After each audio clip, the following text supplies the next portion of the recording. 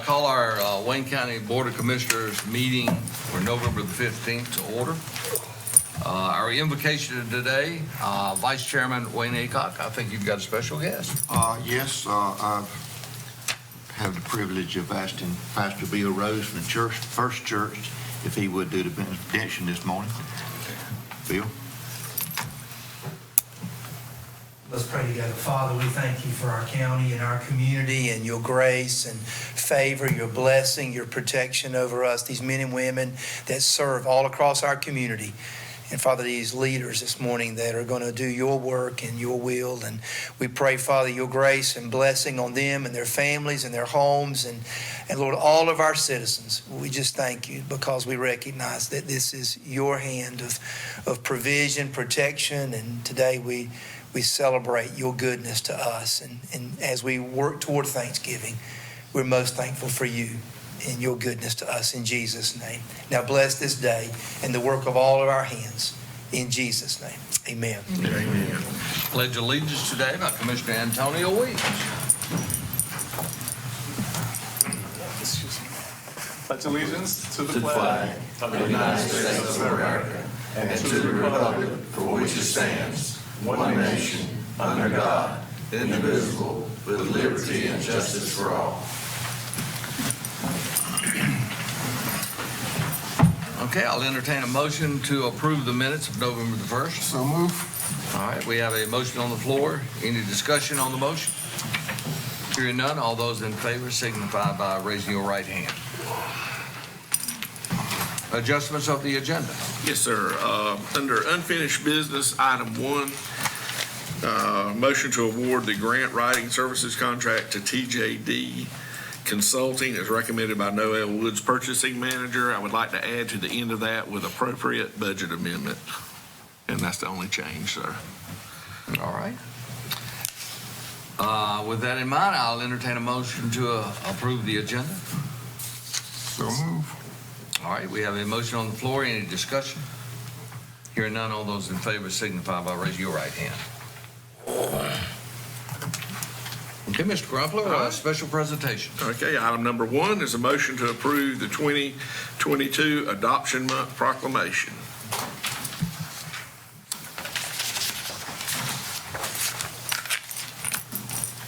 Good morning. Good morning. Good morning. We're definitely in green this morning. Yes. My name is Cortina Hamilton. I'm the Deputy Director of the Department of Social Services. I have here with me Sanika Caldwell, who's the Program Manager, and the Supervisor of Adoption, Nicole Carnegie. Thank you guys for the opportunity to come before you to proclaim November Adoption Awareness Month. Before we go with the proclamation, we would like to announce that on Friday, we will be observing National Adoption Day, and we're asking everyone that if you would, to support us by wearing green. So at this time, Ms. Caldwell will read the proclamation. Good morning. Good morning. Good morning. National Adoption Awareness Month Proclamation 2022. Whereas children are key to the county's future success, prosperity, and quality of life, and whereas all children and teens deserve a safe, loving family, yet there are nearly 117,000 children and teens in the U.S. who are waiting to be adopted. And whereas adoption creates supportive, loving families for children and teens, and whereas supportive families can help a teen or child overcome past traumatic experiences and reach their full potential. And whereas we come together as a community to celebrate Wayne County's adoptive families and raise awareness about the children and teens who are still waiting. And whereas there is always a need for parents who are willing to adopt siblings, older youth and teens, and young people with complex medical and behavior needs. And whereas there are numerous individuals, nonprofit organizations, and public servants who are dedicated to finding families for children and teens in foster care who are waiting to be adopted, and therefore the Commissioners of Wayne County do hereby proclaim November 2022 Adoption Awareness Month in Wayne County, North Carolina. Thank you. Yes, I'd like to make a motion that we approve the National Adoption Awareness Month proclamation of 2022. Okay, we have a motion on the floor. Any discussion? Yes, sir, Mr. Chairman. This month means a lot to me because I am adopted, me and my sister both, so I appreciate you bringing it to us.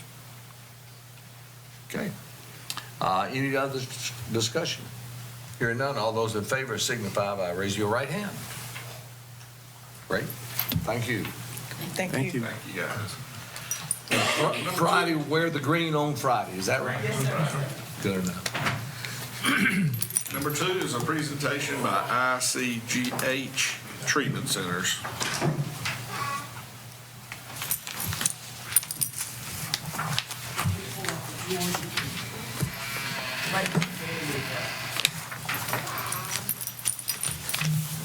Good morning. Thank you so much for having me today. I'd like to talk to you a little bit this morning about the possibility of opening an inpatient detox residential facility here in Wayne County that would be a regional hub for healthcare services. And we'd like to talk to you a little bit why we're here. We have a treatment facility. This is a family of companies that we own. ICGH owns pharmacy services, transitional housing, 5 treatment centers across Western North Carolina.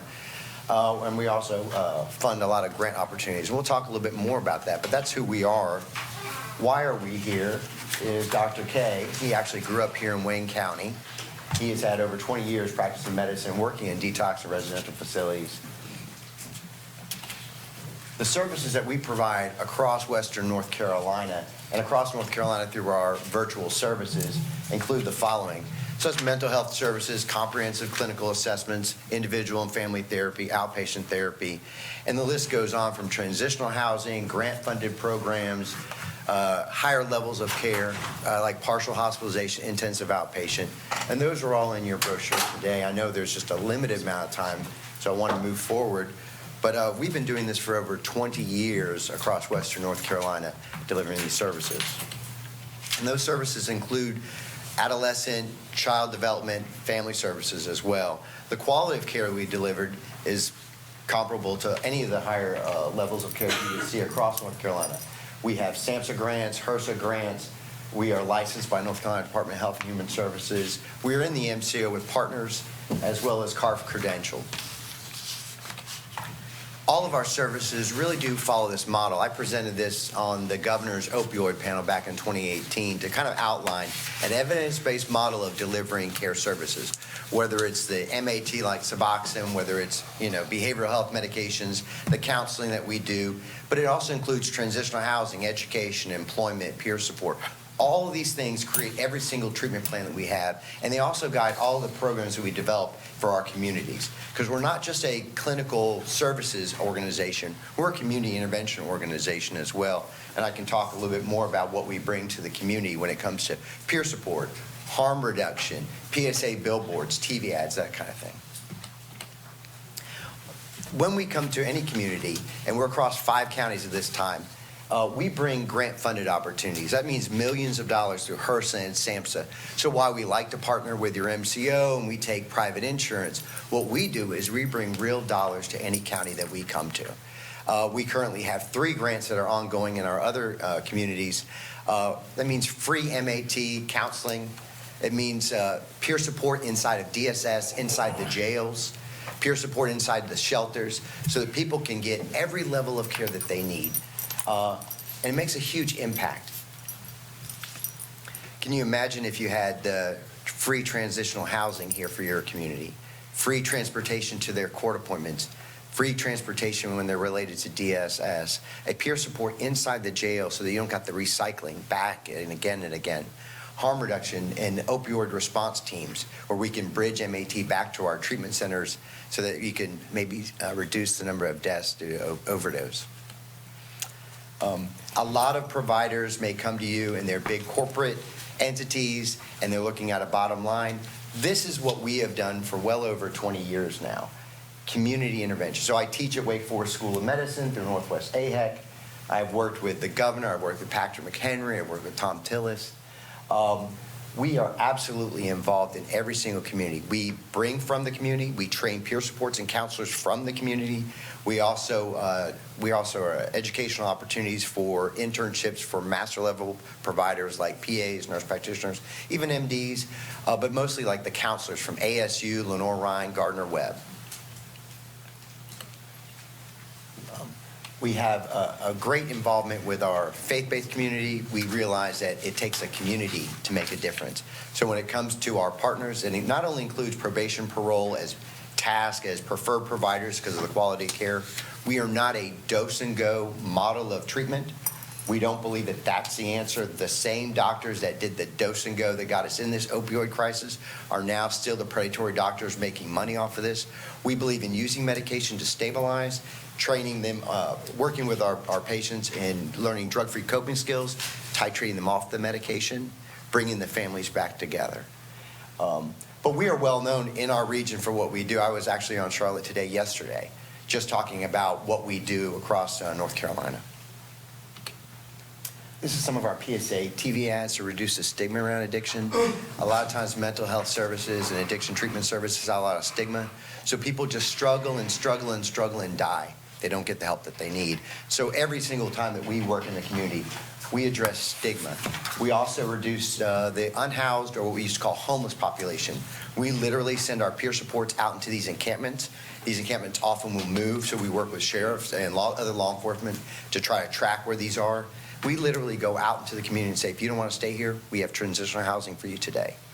A lot of people that are out there haven't bathed for months. They have serious mental illness. They have opioid use disorder, and they're just living moment to moment. And very often, women in these encampments are being traumatized.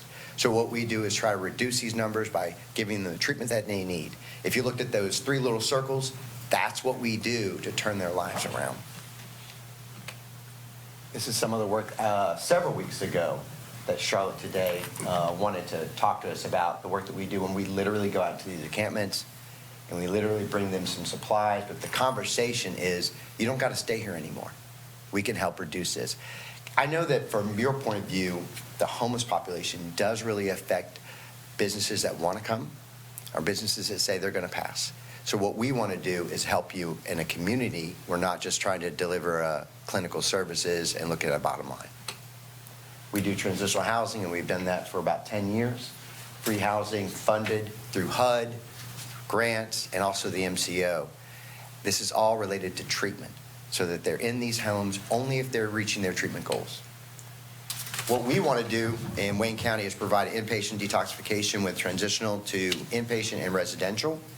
We want the location to act as a hub for the surrounding region, providing all of the above services like inpatient, connection to residential, outpatient, and all the other community services that we provide. Dr. K will be the chief medical officer, job skills and training and employment for the local community, regional recognition for healthcare excellence this side of I-95, and ongoing improvements to the local community, partnering with law enforcement, DSS, and others.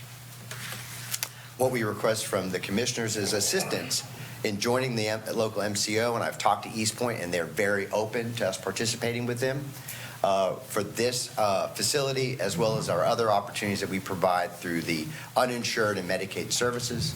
Certificate of need needs to either be obtained or waived for this, and I think that's going to be an easy opportunity for us, because I think that at least from East Point MCO, their data, there's a need in this region for a detox inpatient facility.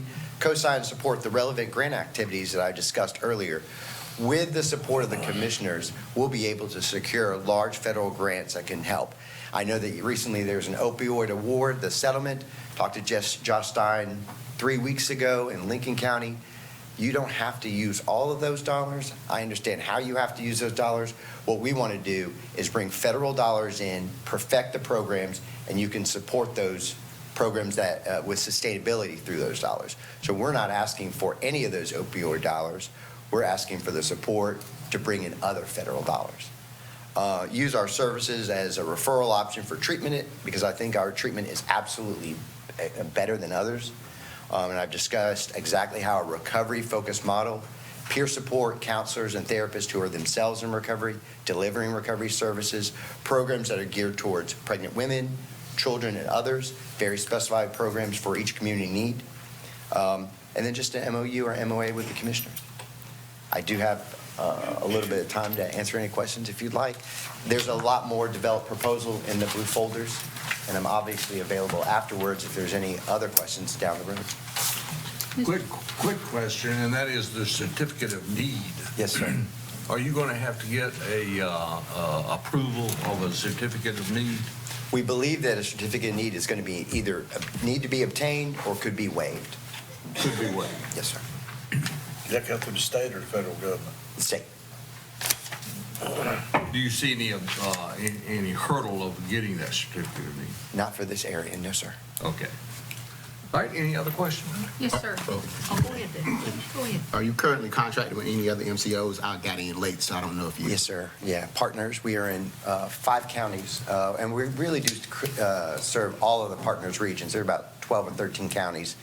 And through our mobile units and our virtual services, our pharmacy services, we serve all of West North Carolina in the partners region. Okay. Yeah. Okay. So you're contracting with. We are. Who's that out there in the West? Partners. Partners? Yes, sir. Okay. Okay. But we also provide direct services through our federal grants that have nothing to do with the MCO, and we take almost every insurance you can imagine. Great. Great. Yeah. When we partner with task or probation parole, sometimes somebody will come from probation and parole that doesn't have a payer and doesn't have a funding stream. Let's say somebody on very powerful stimulants, and there's no way to pay for their services. We never turn anybody away from task. Yeah. And that's a big deal to take so much pro bono work because it does affect the community. Commissioner Aycock? Yes, sir. Thank you for coming and doing this presentation. Once they start the detox program, what is the percentage rate of them not going back on drugs or? Many percentage? detoxes that are not hospital-based, you can look at the data, it's poor data. It means there's a lot of cycling through. And some of these, especially those just propped up by the MCO, depend upon that recycling as a revenue stream, not us. Okay, our goal is detox, inpatient, outpatient services to transitional housing by recovery-focused delivery. That means peer support that will work with them so they don't keep recycling till they die. So that's one of the predatory practices that if you look at our program, we're much smaller than, let's say, larger companies, but it's because the quality of care that we deliver is ethical and moral because people like myself and Dr. K are ourselves in recovery from alcohol and drugs. So if you look at our program, everybody in our agency is in recovery from alcohol or drugs or has a family connection to it. So we're driven by that motivation. Thank you. That's But one more thing. Well, that's great to hear because I know with recovery, dealing with the MCO, a lot of times Medicaid only pays for a certain amount of months. So now you have those months that are the gap. So with direct Medicaid services through a provider that's not in the MCO, they have those limits. For providers that are inside the MCO, there aren't the same limits. Okay. So that's why the MCO is important. But just to reemphasize, we don't turn people away. That's what I said. This was great. And we don't turn people away. And our goal is to stabilize and titrate them out because you don't have to be in treatment for a lot of these disorders for the rest of your life. Now, when it comes to our serious mental illness and our other, we do a very good job of maintaining some stability with the lowest level of care possible. But we use peer supports also with mental health, which is a way to stabilize somebody, keep somebody so they don't have to see their therapist and psychiatrist as often. Mr. Richardson, I had the opportunity to meet with you and your colleagues, and so I learned a lot more on a one-on-one basis. Can you explain overall the approach that you're going to take as far as the approach as far as housing, getting people off the streets, and, in a short-term approach? Sure. So when you look at all of our programs, they all work very closely together. And when it looks at the unhoused population, we really do focus on those grant opportunities and partnering with the MCO to create transitional housing that's associated with treatment. And the treatment is usually funded by our grants or by the MCO as well for the uninsured population, especially people that are reentry from jail or prison, people that are homeless, or maybe even people that are transitory that are coming through and affecting your community. And so that is a part of the hub of services that we provide. We use a 12-step facilitation model, but we are clinicians. And so everything that we deliver incorporates all of our clinical skills as well, but we try to implant people into changing their environment and place them into recovery environments. So not just the recovery housing, and not just the peer support, but also working with others inside the recovery community, like you may know, AA and NA and others. And the medication is only used to stabilize. Does that answer some of your It does. questions? What are you going to need from the county in order to fulfill this goal? Partnerships, but not in the way of funding. Partnerships in the way of support, referrals to, when we look at different programs and grants, do you want to participate? Do you want us to bring these federal dollars? Do you want us to bring new strategies to really change the community when it comes to alcohol, drugs, and serious mental illness? We're not the predatory provider that comes in and just finds a way to keep our doors open with funding from the county. We're not looking to do that. We're looking for partnerships to change the county in a positive way when it comes to those really recalcitrant problems around substance use, overdose, serious mental illness, homelessness, and those types of problems that are really hard for some communities to address. We have strategies that have been proven, and that's why we get large federal funds. That's why we partner well with the MCO. Is that? Yes, another question, and then we can move on. I saw advertising that you had. Did that advertising in other counties, did it result in a negative light, stating, for instance, if you have a substance abuse problem, So any outreach that we do is really framed like a PSA. And so what we try to do is help people understand that either addiction or mental illness is really just health care. Okay? It shouldn't be stigmatized, because when people get into recovery from either mental illness or substance use, their brain is working the right way again. You can't expect people to act normally when the brain is off. The disease of addiction and mental illness happens between the ears, so you can't expect them to make the right decisions. And so many people that go through years and years and years of, let's say, drug addiction or serious mental illness, when they get the help they need, they look back on their lives and they say, what a nightmare it was. I can't believe that was me. And now we put families together, and now now they're employable. Now they turn their life around. And that's the difference there. It's just healthcare. And so we get a lot of real positive feedback on our PSA TV ads and our billboards, letting people know that you can be happy and healthy. It's nothing to hide from. And I think that allows people to come to us. And I think persons like myself are very open about our own recovery, because I think if I can do it, you can do it. So that's why we really do try to hire throughout our agency or across our many counties, people who are peer support, people who are counselors, others that deliver services that are themselves in recovery. I got one question. Go ahead. Okay. So when you say serious mental illness, how do you define serious mental illness from just mental illness? Okay, so mental health may be something like general anxiety disorder, clinical depression, seasonal affective disorder, and that's the mild to moderate versions. Sometimes with our serious mental illness, it can be schizophrenia, schizotypal behavior, or type 1 bipolar, where they go through mania and depression. No, that's very well. Okay, yeah, that's how we define it. And our clinicians work closely with our doctors so that you not just get medication and dose and go. It's literally medication with appropriate counseling for that level. Okay, thanks, sir. Yes, sir. Okay. Mr. Aycock, do you have a question? Yes, you mentioned the 5 counties. What 5 counties are you in now? Iredell, Catawba, Lincoln, Cleveland, Gastonia are our treatment centers. And that's where we deliver our in-person as well as virtual services. And then those regions around that, and of course, some of those are, we serve people across North Carolina through our telemedicine and telecounseling services. But those are our 5 treatment centers. So this will be your first venture east of 95. It's his fault. We're very good friends. I love Dr. K to death. We've been friends for a long time, and he's from this area, and this is an amazing opportunity for us. Strategically, it's a good opportunity for my business because I think there's a lot of thought we can bring to Wayne County and the surrounding region. So yes, sir. Dr. K, how are you today? Good morning. Good morning. Right. I got called out here. I didn't want to, good morning. Thank you so much for this opportunity. Yeah. So, when I was talking to Corey about a local facility, I've been living out out west, and so that's our connection, but I've recently moved back to the area, to help with the care of my parents. My father was a psychiatrist physician at Cherry Hospital for 40 years. I went to school at Country Day. So I understood the need that we have here. And, I learned a long time ago that all things are local, right? We have this idea that, we can affect change, but the greatest change that we can make is the change we make in ourselves.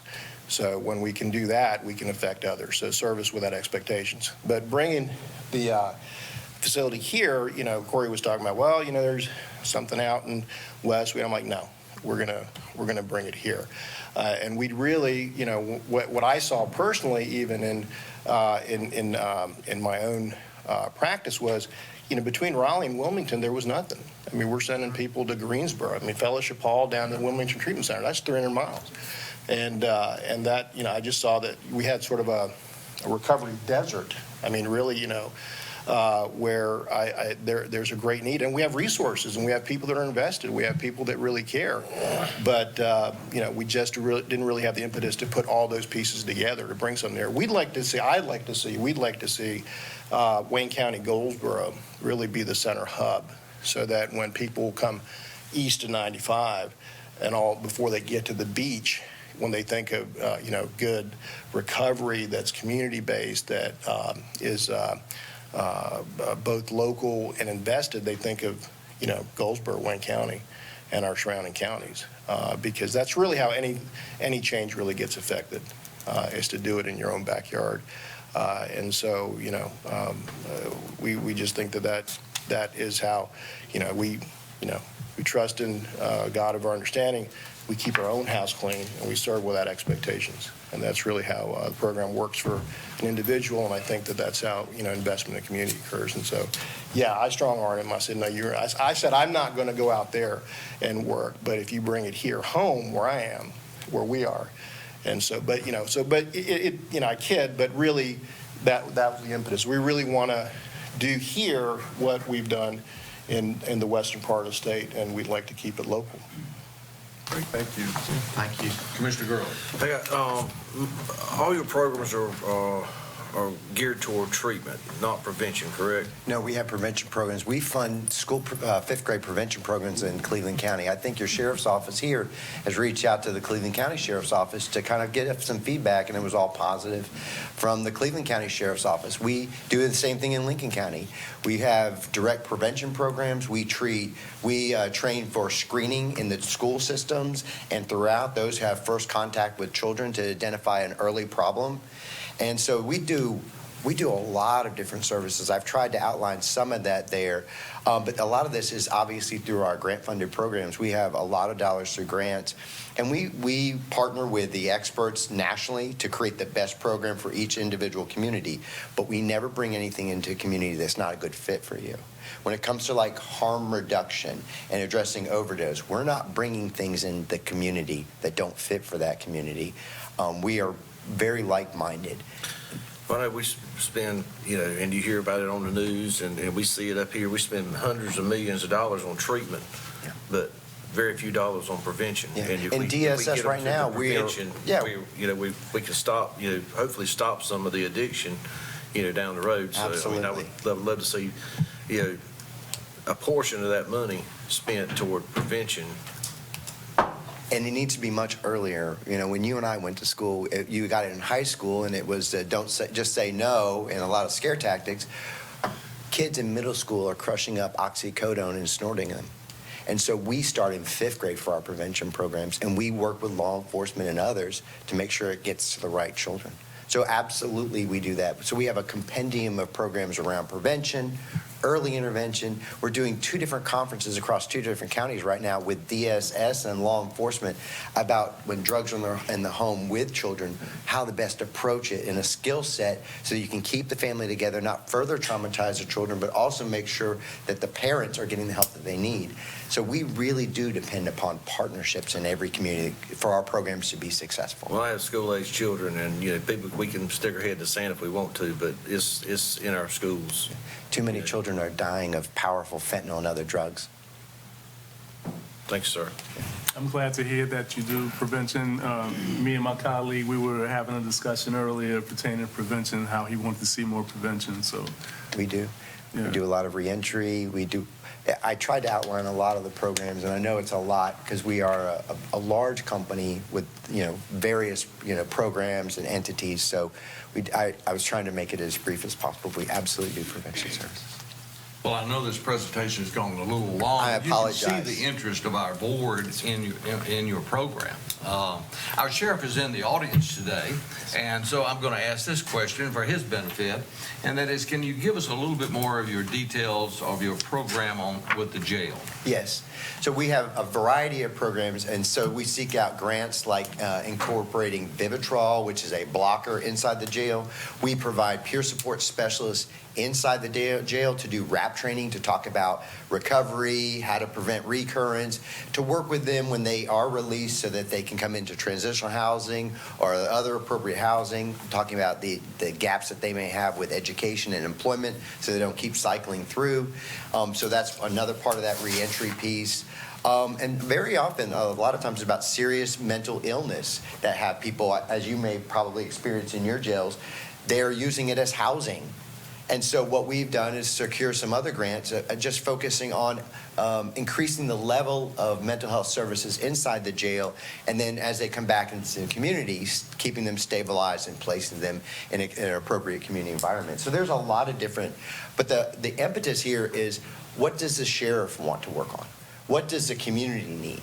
And how we can draw from our experts, and develop programs that work for this county. And I think that Michelle Vassanier as well, she reached out to our partners in Cleveland County, because I think some of them went back to Lincoln and Cleveland that we work with, and they said, yeah, they do exactly that. As my understanding is that we have developed programs that work for this law enforcement, whether it's police department, pill take-backs, boxes across the county to reduce the number of medications that are there, the prevention programs, the reentry programs, partnering with DSS. It's really about finding out what the community needs, seeking out the grants that work, creating work plans that work, and then following through.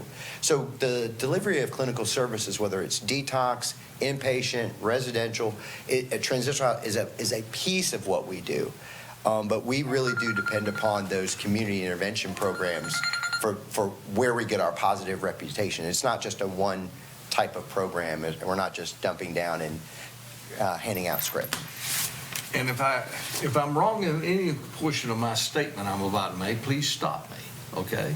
So with your program, you're not asking for any funding from the county? No, I'm not. Number two, you're bringing a Wayne County resident to actually head this program up here locally. Yes. Seems to me like a no-brainer. Okay. Any other questions that we would have? I just, it's been a great presentation.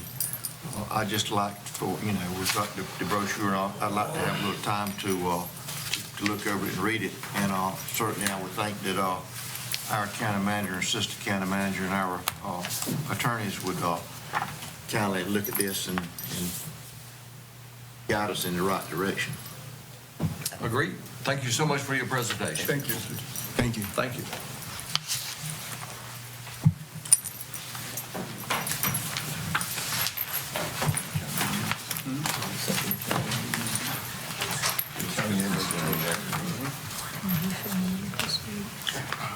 All right, under number 3 is a presentation by Hope Center Ministries Faith-Based Recovery Program.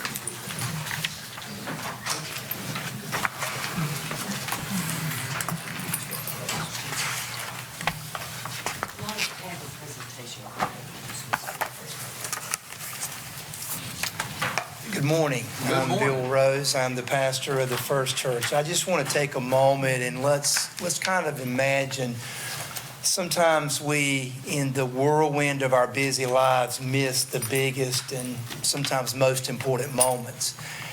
Recently, you were probably out shopping and you heard children giggling and you thought they were excited because Christmas was coming, or maybe they're getting some new clothes for school. But it could be because a mom or dad have returned from 12 months of drug and alcohol recovery, and that child's excited because their family's put back together for the first time in a long time. Or maybe you've been to one of our area DGCs or our community that has struggled with employment, and you've heard stories about business owners who now have temporary that potentially could become long-term employees in their businesses, and the excitement that comes from that. Or maybe you've gone down the Great Harvest Bread Company and gotten a sandwich and not realized that the nice lady who took your order is right in the middle of 12 months of recovery, and just months before she was living on the street, and now she has a home and the potential of a career.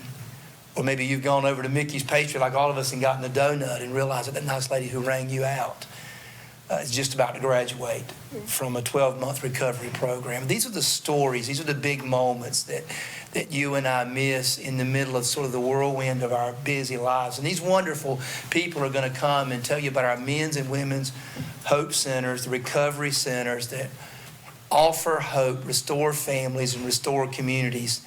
And we just want to thank you for the partnership to be able to be in our community, to be in our county, and to serve our citizens in this really growing epidemic in our community. So we're excited today. Our men's director and our regional director, Mark Hall, is with us. Ms. Pam German, our ladies director, is with us. And I'm not sure which one of these, Ms. Pam is coming first. And I just want to thank you for opening your heart and listening to the vision and the heart of what the service we're already providing to Wayne County. Thank you. Good morning. Thank you guys so much for having us. We appreciate it so much. And God's timing's amazing because I enjoyed hearing Corey's presentation so much and learning on ways we can even partner with them. It's awesome. So Hope Center is a faith-based community program for men and women recovering from addiction. And we were founded in 2007 with the first home, and we now have 34 homes across this country and 3 in the United Kingdom as well. 3 of those homes here in the United States are right here in Wayne County. So we're excited because like last night, over 80 men and women rested their heads in a warm, safe place where parents didn't have to worry about them being out there on the streets and doing God knows what. And as Corey alluded to, these men and women not only are homeless, but these women are being trafficked and abused, for lack of a better word. And it's hard. When they come into our program, your heart breaks for the stories that you hear. They are from many different avenues. Some come off the streets, some come from jail, some come from good families. So I think as some of you also had said, addiction doesn't discriminate. You hear that a lot, but it comes from every walk of life. So they come to our program, and we have 3 phases. For the first 6 weeks, they're working solely on their recovery, getting their mind right, getting physically healthy. We feed them, we clothe them. They don't pay a dime to come into our program. We have a $700 admission fee, so to speak, but if you come off the streets or out of jail, you don't have $700. That's overwhelming to you. So we find sponsors for that amount, and those come to us through good people here in this community. And when I tell you there's a lot of good people, this job has restored my faith in humanity so much because we just see it all the time. When I first started, we opened our women's home October 1st a year ago, and everything that has been given to us, we have in this community alone 82 volunteers on a regular basis coming to mentor our ladies and our men, coming to just give of themselves or of their time and of their materials and finances. It's just been incredible. 378 men and women have walked through our doors since we opened. And somebody asked earlier the success rate. I think you may have asked that.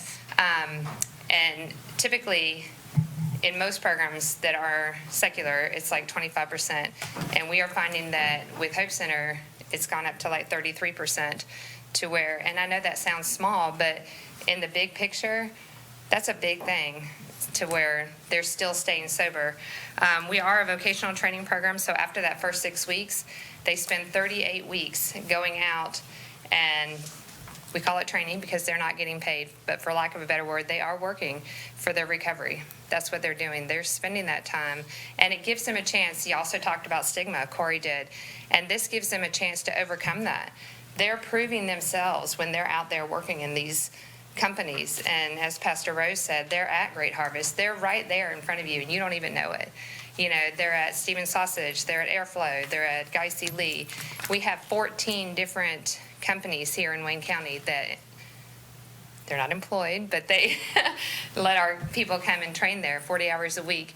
And again, these people do that every day without getting paid. So it's just a blessing to see them want that recovery to where they're willing to do that.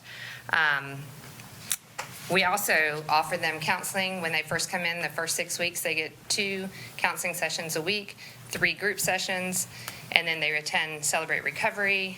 They attend church. Pastor Rose First Church is our sponsor church for both the men's and women's house here in Goldsboro.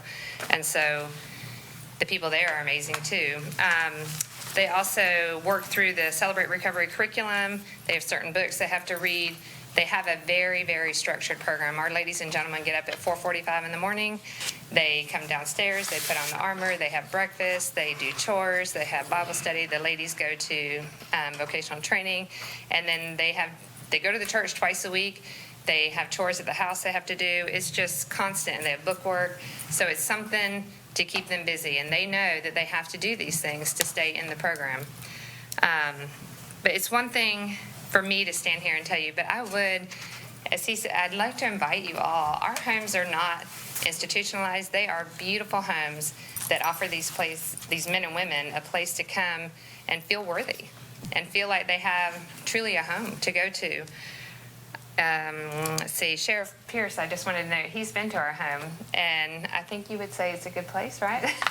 He's been so supportive of our ministry and what we provide. In fact, his son and daughter offer a vocational training site at Nahana Port for our residents as well. I think I speak on behalf of the other directors and Pastor Rose that when I tell you that seeing these men and women's lives restored, it's amazing. And not only that, but like we had a lady when she first came in, she had not seen her children in 7 years. And then they're coming. They start coming. We offer family support every Friday night where we offer a program for the families to come, and we speak to them. When the men or women go out of the room, we share with them how to help their loved one. It's been amazing. And again, just seeing the communities, we partner with Wayne Community College has been amazing, giving us scholarships or funding to put these men and women through classes. We have partnerships with Enjoy. We have people that do their VT there, but also they go and serve there. And they just gave us an amazing grant, just a gift, which was such a blessing. We have multiple area churches that are so supportive. Our men and women just participated in 4 weeks of Judgment Day at First Church, doing the acting, our girls were angels in the last scene. It was just incredible to see them do that. I walked through it Saturday night, and some of the ladies on Sunday said, "We felt like you were our mom," going, "Oh, yay." And I said, I do feel that way. We have 32 ladies in the women's home right now. We are at capacity. And I feel like I have 32 daughters, and that's how I look at them. We do rely on volunteers, and I said we have 82 volunteers. The third phase, when they get to that third phase, they are able to be hired, whether it be by the company that they are doing their vocational training at or another place that they'd like to apply to, and they start earning their paycheck. We also put them through financial classes at that time. At that point, they can have their phone back. They can have a car on campus, and so it's truly a transition, and we're working with them to overcome whatever obstacles they may have had in the past. So that's been a blessing to see those graduate and get back. We have 27 graduates here in this county thus far. We believe recovery should be fun. We have rec days on Saturdays. We go out and we have a good time. We laugh a lot. As you know, and just was discussed with Corey, the need is so great. And so we are so fortunate to just be able to provide a place to help with that need. And unlike Corey, we are asking for funding. We know that settlement is there, and that's what it's for, is to help. And if we can help more and more people through that, then I'm not ashamed to ask for the help. I read a quote this morning, and it said, "Good authority is not just having power, expertise, or influence. It is also the ability to wield one's power graciously, intentionally impacting the lives of others for the greatest good." So that's what I'm asking, is that we can have the funding and have the opportunity to impact the lives of others for good. So thank you. I'm going to pass it on to Mark Hall, and you can ask him questions afterwards. Thank you all for this opportunity to share, and I appreciate Pastor Rose and Pam sharing some about Hope Center. And I hope that some of you all have been hearing about Hope Center as well over the past 2 years. But I wanted to address a couple of things. The purpose is, in the last 2 years of my work with Hope Centers, has been sharing about the message, sharing the story, sharing the faith, sharing about what's truly taken place. It's not a perfect ministry, but it's an incredible ministry, and there's good things that are happening, and lives are being changed in big ways and all. But I want to talk some this morning about one of the reasons we are here is in regards to the opiate settlement. And, you know, this is the first wave has been obviously put into place through the, you know, in North Carolina, it went to the General Assembly, and then the Attorney General's office pushed it on down to the counties, and 85% of those funds are going to the 100 counties in North Carolina.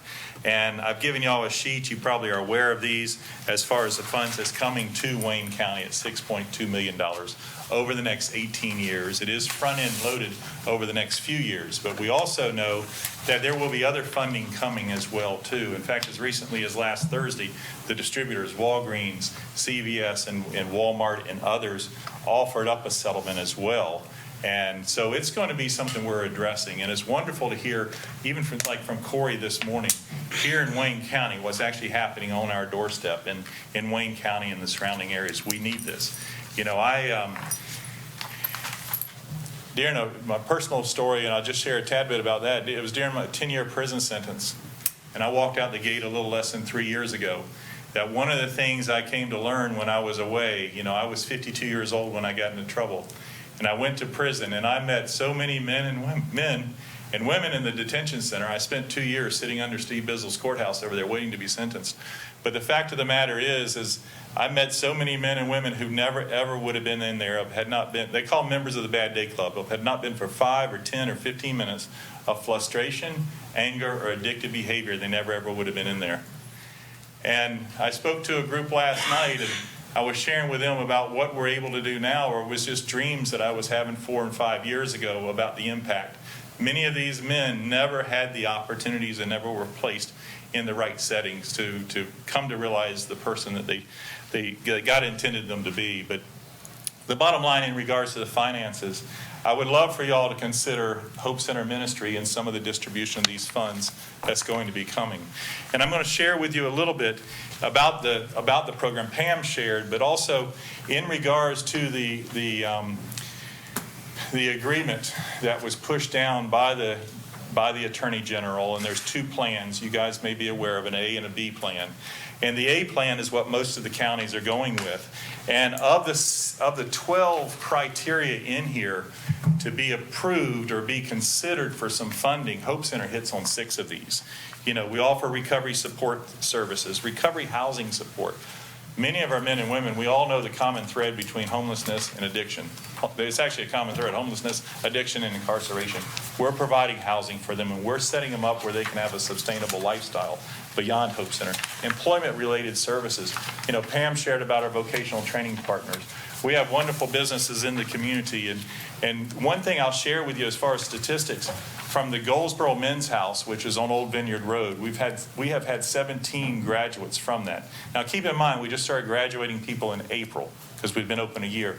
All 17 of those men, when they left Hope Center, were employed by the companies they did their vocational training with. And many of them, probably, I know of 15 that are still employed. They're counted as valued employees by these companies like Guy C. Lee, like Mangum's, like Stevens Sausages. We have graduates out there driving route trucks now. We have people that are project managers for Guy C. Lee. Over at their millwork plant, we have 5 residents there now going through vocational training, and we have 3 that are on the payroll with them. But the other thing about it, too, when they left there, I'm not just sending a warm body out anywhere. Everybody from that Goldsboro Men's House, when they left there, they had insurance coverage. They had a real benefits package. And I love it when a man will walk into my office and they're carrying that HR packet and they don't understand health insurance. They don't understand a 401k. We're setting people up for some success. And that's, that's where we're hitting on the employment-related services. As far as criminal justice diversion programs and reentry programs, many of our men and women are coming to us right from the Sheriff's Detention Center here. And we're not the get-out-of-jail-free card. We're not the get-out-of-jail-free card. It's for the ones that truly want it. And then the reentry program. I was at Johnson Correctional last night with a program and talking to folks and hopefully identifying some people who would be good residents for Hope Center. And they were from Wayne County. And it is, when we look at the population of our houses, currently, the 3 houses we have, probably 70% of them are from Wayne or Johnston counties, right here. We have 3 houses already open. And if you'll turn to page 5, and I'll start closing down this, because I know we're pushed on time. We have 3 locations in Wayne County. One is on Stevens Mill Road, the Women's Center over on Buck Swamp Road. We have, actually, as of 2 days ago, we had 81 residents here. But the thing about it now, we've been in Wayne County for 2 years now. Our total investment, Hope Center Ministries has come to the table, and their total investment in Wayne County is $2.8 million. It's a bottom line figure there. As far as you look at vocational training hours, that's 52,000 hours year to date that our men and women have been in the workforce. They've been out there doing vocational training. They've been learning job skills. They've been getting their forklift certifications. We had 6 women graduate from the welding class over here at the Wayne Community College. Imagine that on the Turner Tanks floor over there. They're good welders. They can do things, and it's just a matter of fact of just trying to help these men and women realize their potential and all. But I know we've gone over a lot of things today. We're throwing a lot at you, but the bottom line is when you sit down and when y'all start looking at the allocations of the funding from the opiate settlement, we'd love to be considered for that. We will be good stewards of what we're given. This is a program that is sustainable. It's sustainable through our corporate sponsors. It's sustainable through our churches. The faith community is huge. When we had a gala several weeks ago over at Pikes Crossroads, we had over 300 people there. And what was amazing about it is 80% of the people in the audience did not know about Hope Center 2 years ago. Also, these were folks that Pam didn't know, Bill Rose didn't know, and I didn't know, because it's working in the communities, and these families are being restored. And we've just had so much support, and I truly believe God's hand is upon this. And we come to you all today to just ask for some consideration on this. Okay. You guys got any questions? Any questions? Go ahead. Yeah, just a comment. I just want to thank you for what you're doing for the community. There's families, that I know that's so thankful that, you're doing God's work. So we really, really appreciate what you're doing, and just continue doing it, and I support you. I appreciate it. It's wonderful when you can see a daddy or a mom or a brother or a sister, a husband and wife getting better and getting a sustainable life. Commissioner Gurley. This is what it's about when you have your community, your businesses, your churches, Yes. and the county working together to try to improve the quality of life. And I can tell you, you got one sitting there on the end. Yes. The churches have been wonderful. At our gala, we had over 13 churches, pastors of churches there. I don't know how many churches were represented. Well, you got a good supporter right there. Oh, we sure do. Bill Rose is We fine, sure man. do.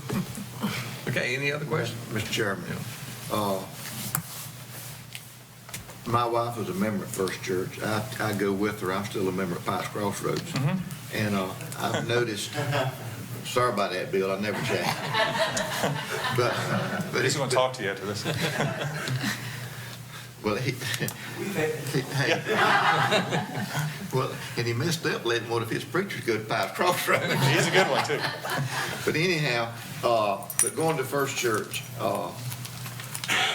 when those ladies, I go to the second service, and when the ladies go, the appearance of them on their first or second visit, and then you look at them several months later, their appearance, they don't even look like the same person. Agreed. Their whole count is. I mean, it's just, it is. It's,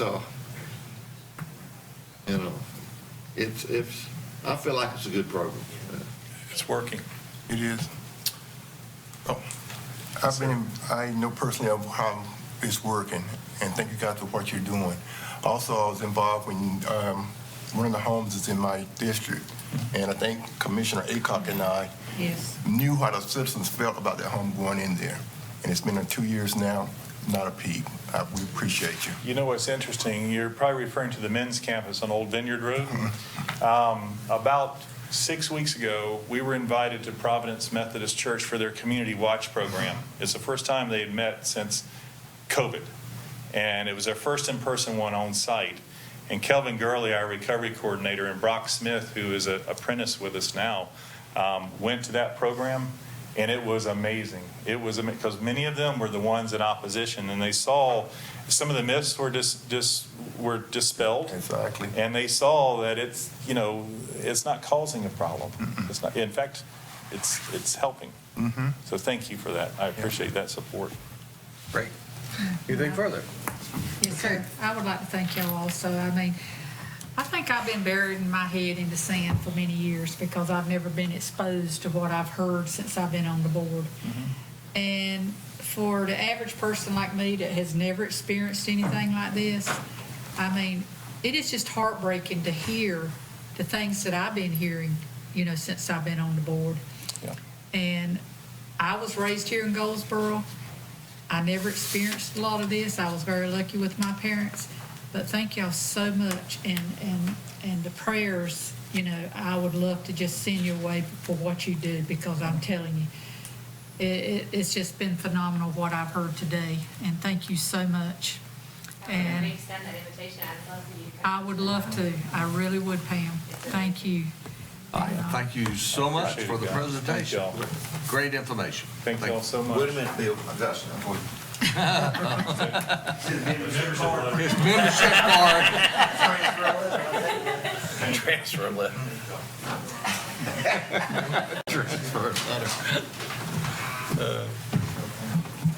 Krispy Kreme card. You giving away calories. You giving away calories. All right, our next item on the agenda is our appointment committee. Commissioner Harrison. Hardison. Oh, I'm sorry. Chair. Yes, we have some appointments, and first of all, these are coming to you in the form of a motion. Okay. Reappoint, the DWA would like to reappoint Barry Gray to the Board of Directors. Okay. We have a motion on the floor on an appointment. Any discussion? If none, all those in favor signify by raising your right hand. Okay, next is coming from the Wayne County Juvenile Crime for Prevention Council. And bear with me, we have quite a few names here. All right. Jason Adams, Sheriff Larry Pierce, Matthew Debridge, Christy Howell, Kimberly McGuire, Kara Bowen, Philip Sykeston, Dustin Pittman, Beth Heath, Brenda Weiss, Felicia Brown, Beverly Bell, H. Leroy Lewis, and Mary Ann Dudley. Come to you in the form of a motion. All right, we have a motion on the floor. Any discussion? Hearing none, all those in favor signify by raising your right hand. Okay. Okay, that's it. That's it. All right, then we'll move to unfinished business. Okay, yes, sir. We have a motion to award the grant writing services contract to TJD Consulting as recommended by Noel Woods, the purchasing manager. And this was, we've been in search of a grant writer position here. We first tried it as an employee position. We advertised, and we got some applications, but none of them had much experience at it. So we decided, the board directed us to go out with an RFP for professional services for grant writing, and we received 3 applications. We interviewed those 3 applications and determined that TJD Consulting would be the best fit for our use. And so we're here asking that you approve this contract to be signed. Okay, do I have a motion? Yes, sir. I'd like to make a motion. I bet you do. I'd like to make a motion that we award grant writing services contract to TJD Consulting with appropriated budget amendment. All right, we have a motion on the floor. Any discussion? Yes. Yes. How much is this contract gonna cost a year? It is in your,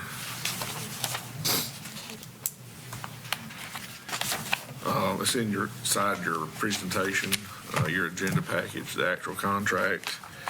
Let me get to it.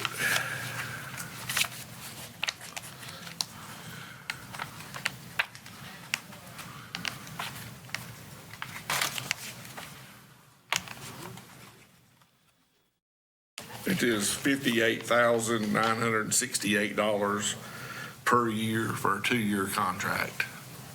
And that's per year. Okay, any other questions or comments?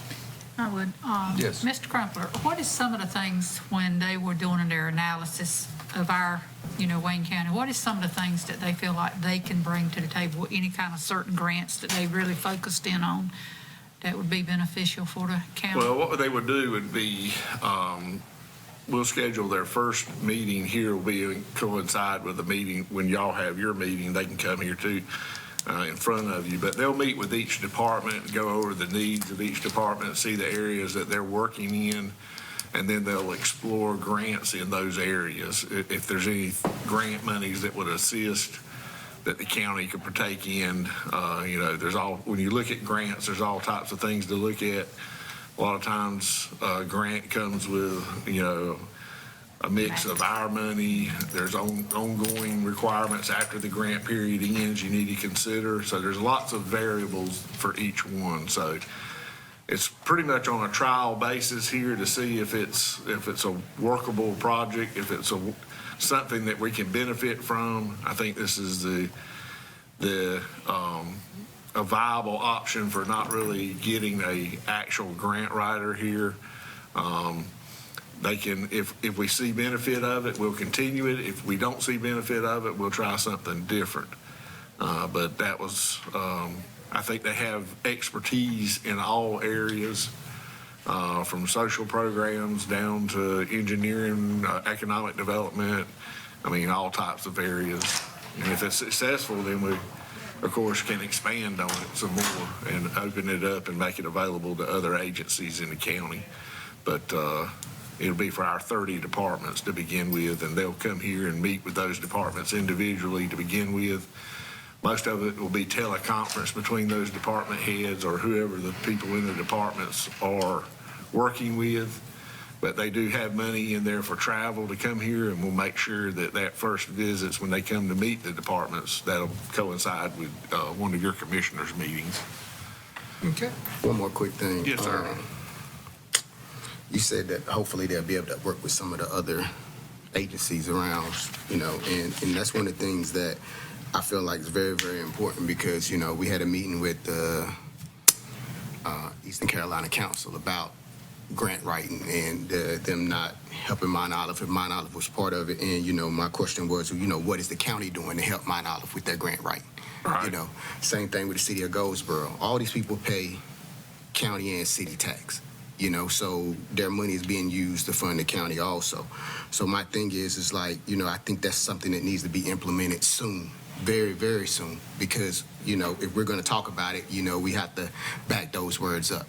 You can't blame a council if we're not going to look and blame ourselves for helping these cities out also, because if they get the help and get the funding and grants that they need, that also helps the county in return. Because that's money and stuff that we don't have to put up that we should be putting up.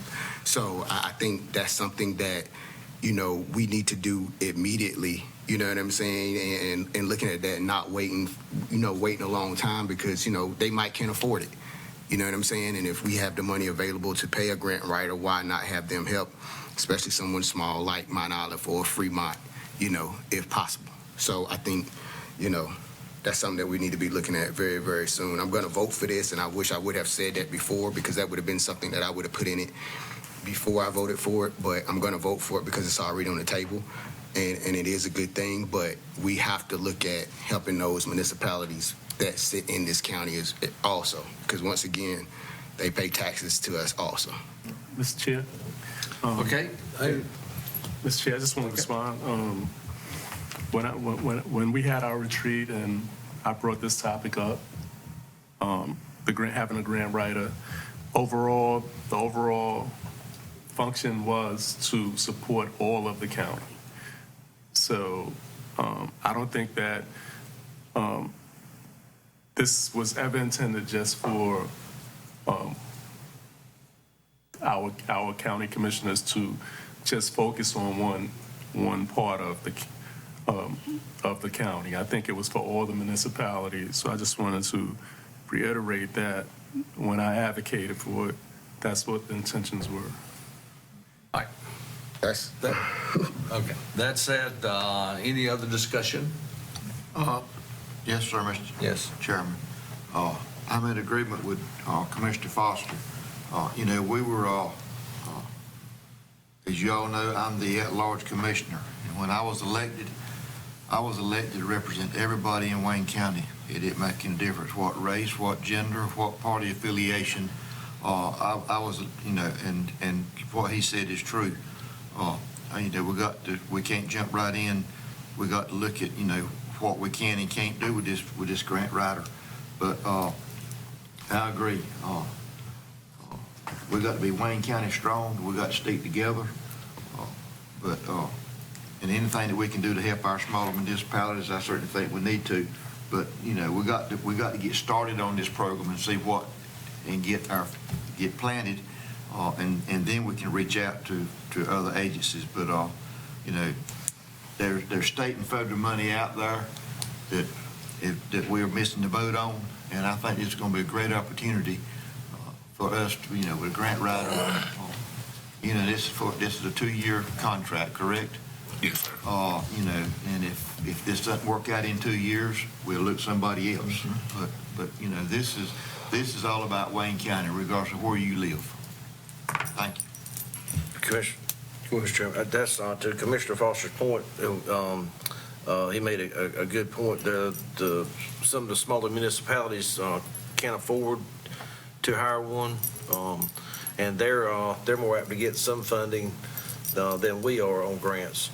I applaud Chip and staff for going out to acquire a firm instead of a person, because I think this firm will give us a wide range of accessibility to different grants across. So I'm definitely in favor of it.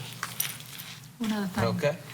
Mr. Chairman, I think it would be nice also if we would reach out to the other municipalities and kind of let them be thinking about things that they might want to seek. I know as a former town administrator, each town has different needs, and it would be nice to go ahead and get this lined up and see what these towns need, and give them time to, get together themselves and say, look, we might need sewer, we might need parks, or we might need this. Kind of have some idea on what they're seeking also, because, and go ahead and get that in place. There's time constraints on a lot of this stuff. Yes. All right, any other discussion? Hearing none, all those in favor of the motion signify by raising your right hand. Okay, we now move to the consent agenda. I need a motion for approval of the consent agenda. So move. All right, we have a motion on the floor to approve the consent agenda. Any discussion? Hearing none, all those in favor signify by raising your right hand. And now we move to county manager's report. Okay, I'd like to remind everybody that we have the guitar pool at the Maxwell Center tomorrow night. We also have Farm City Banquet on Monday, the 21st at the Maxwell Center. And that's all I have, sir. Okay. Mr. Foster. no comment. Mr. Williams. Just want to thank everyone that came out. That's definitely trying to help all of our citizens here. People who may be homeless, people who may have mental health needs, and even addiction. So just so thankful that these people are taking this role and willing to help our community. So thank you. Commissioner Hardison. Yes, two things. I did attend the TAC meeting last week, but Commissioner Gurley will probably go into details about that. But The hospital, we're in the process of the strategic planning for the next 5 years for the hospital, winding that up, and we should have a report back on that soon. However, there's one thing that's out in the community right now is how UNC is managing the hospital and also the doctors in the surrounding areas. There's some miscommunications which I'd like to clarify, and once we have a statement, I'd like someone to come to the board and present it, if that's okay with you, Mr. Chair. Okay. Commissioner Barbara Aycock. Yes, sir. I would like to congratulate our newly elected officials and wish them the best and offer them all the support that they need to be successful, because we need everything that they can do for the county and everything that we can do for them to help them also be where they can succeed. And like I said, on the information we received today, very enlightening. And I do feel I have been burying my head in the sand, because I've heard things before I got on the board that I did not realize what was going on in our community.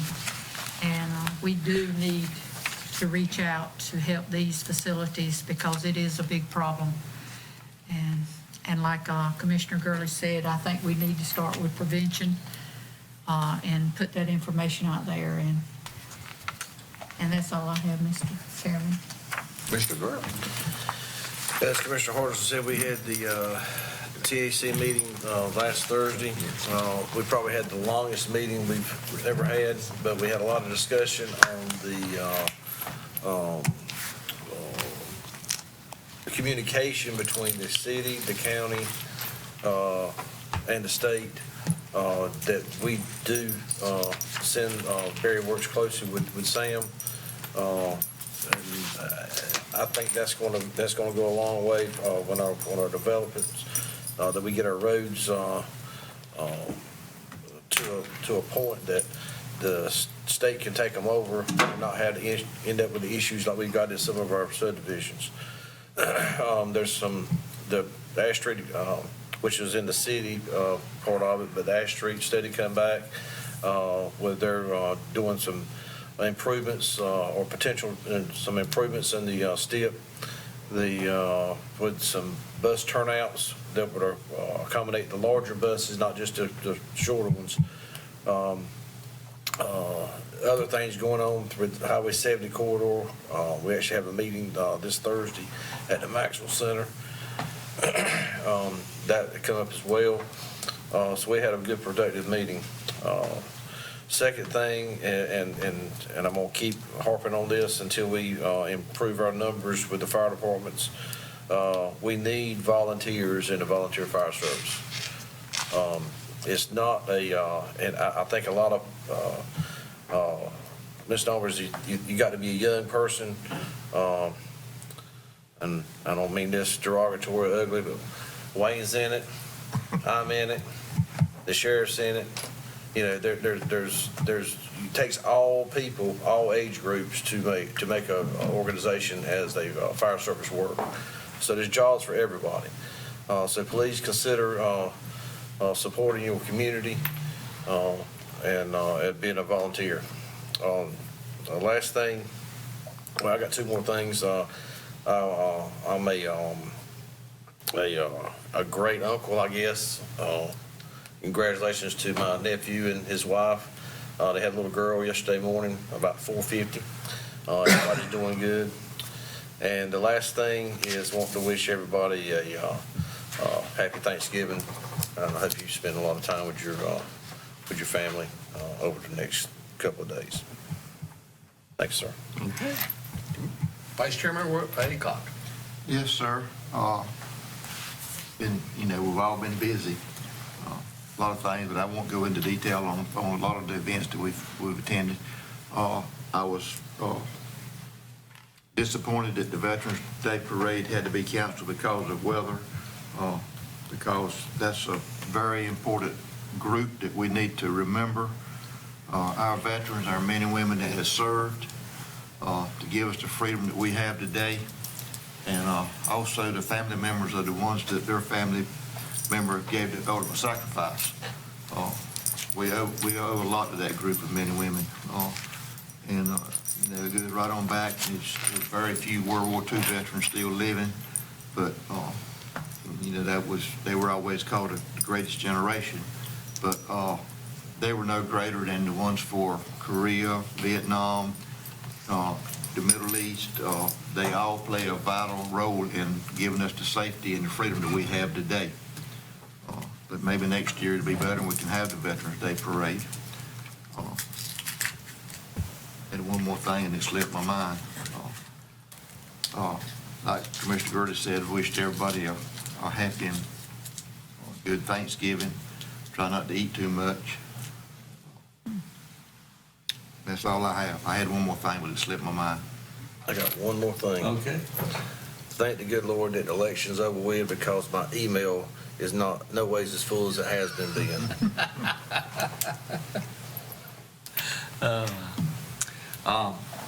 Just a few comments. I would hope that going forward, maybe after the first of the year, if not before, that our board could get together and actually sit down and discuss some funding options and certain organizations that we might be interested in helping using of our opioid dollars.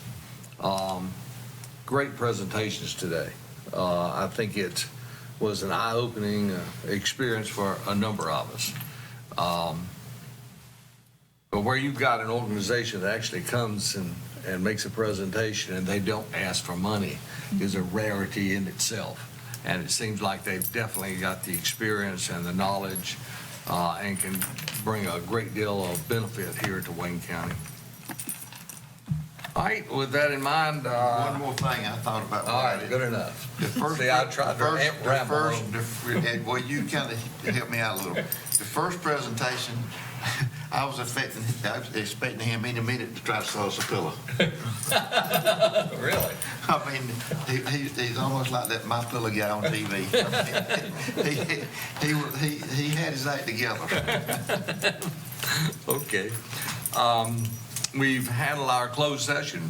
Is there anything else that we need to discuss? Nothing else, sir. Nothing else. All right, with that in mind, this is the last time I'm going to be able to do this. We're adjourned.